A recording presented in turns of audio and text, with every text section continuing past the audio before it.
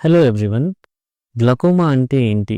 లేకపోతే నీటి కాసుల జబ్బు అంటే ఏంటో ఈరోజు మనం తెలుసుకుందాం. నా పేరు doctor Praneeth, chief surgeon and medical director of sharp vision eye hospital, Shaikpet. Glaucoma అంటే ఆప్టిక్ నర్వ్ డిసీజ్. అంటే కన్నుకి చూపు హెల్ప్ చేసే నరం పేరు ఆప్టిక్ నర్వ్. దాని యొక్క డిసీజ్ని గ్లకోమా అంటాం. గ్లకోమా ఎలా వస్తుందో మనం ఈరోజు తెలుసుకుందాం. మన బాడీలో బ్లడ్ ప్రెషర్ ఎలా ఉండి ప్రెషర్ మెయింటైన్ చేస్తుందో అలా కంట్లో ఇంట్రాఆక్యులర్ ప్రెషర్ అనేది ఉంటుంది. ఏక్వియస్ హ్యూమర్ అనే ఫ్లూయిడ్ ఉంటుంది.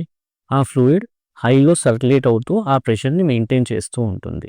దానివల్ల మన ఐ నార్మల్ ఫంక్షనింగ్ ఉంటుంది.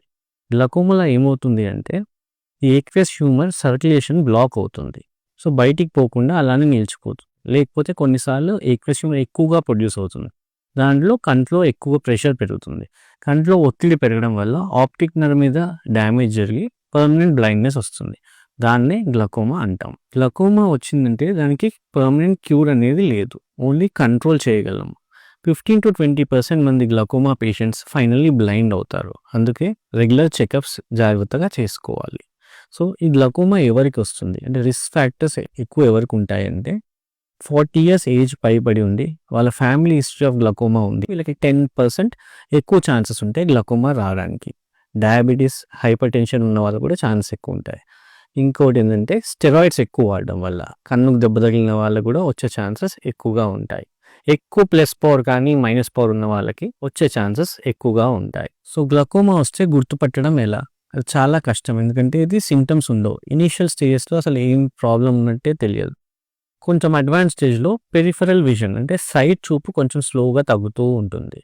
ఓన్లీ సెంట్రల్ విజన్ ఉంటుంది వాళ్ళకి. లాస్ట్ స్టేజ్లో సెంట్రల్ విజన్ కూడా వెళ్ళిపోతుంది. అంతవరకు వెళ్లకుండా రెగ్యులర్ ఐ చెకప్స్ చేసుకుంటూ ఉండాలి. యాంగిల్ క్లోజర్ గ్లకోమా అని టైప్ ఉంటుంది.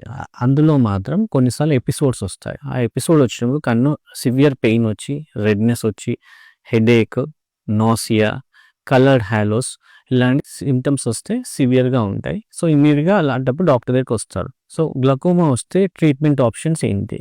గ్లకోమాని మనం కంట్రోల్ చేయొచ్చు. రెగ్యులర్ ఐ డ్రాప్స్ ఉంటాయి. బీపీకి ఎలా వాడతామో మందులు అలా ఐ డ్రాప్స్ ఉంటాయి. డాక్టర్ చెప్పినట్టు కరెక్ట్గా డోసేజ్లో వాడాల్సి వస్తుంది. దాంతో చాలా మటుకు కంట్రోల్ చేసుకోవచ్చు. కొన్నిసార్లు యాంగిల్ క్లోజర్ గ్లకోమా ఆ కండిషన్స్లో లేజర్ ట్రీట్మెంట్ ఇవ్వాల్సి వస్తుంది. ఫైనల్ స్టేజ్లో సర్జరీస్ చేయాల్సి వస్తుంది. అది లాస్ట్ ఆప్షన్. గ్లకోమా వచ్చే ఛాన్స్ ఉన్నవాళ్ళు, హై రిస్క్ ఫ్యాక్టర్స్ ఉన్నవాళ్ళు రెగ్యులర్గా ఐ డాక్టర్ దగ్గరికి వెళ్ళి ఇంట్రాఆక్యులర్ ప్రెషర్, క్లినికల్ ఎగ్జామినేషన్, కొన్నిసార్లు విజువల్ ఫీల్డ్స్ అనే టెస్ట్ అవి చేసి గ్లకోమా ఉందా లేదా తెలుసుకోవచ్చు. ఉన్నవారికి ఐ డ్రాప్స్ లేకపోతే లేజర్స్ డాక్టర్స్ చెప్పినట్టు ఫాలో కావాలి. Thank you.